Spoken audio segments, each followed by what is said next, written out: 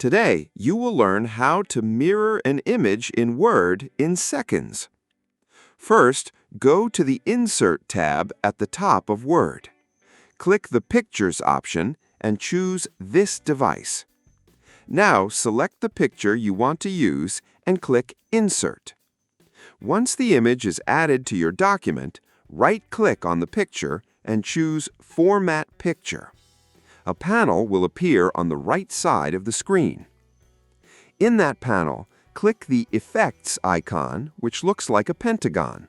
Then open the 3D Rotation section. You will see X rotation, Y rotation, and Z rotation settings.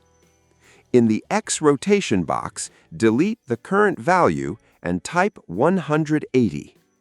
As soon as you enter 180, your image will flip and become a mirror image.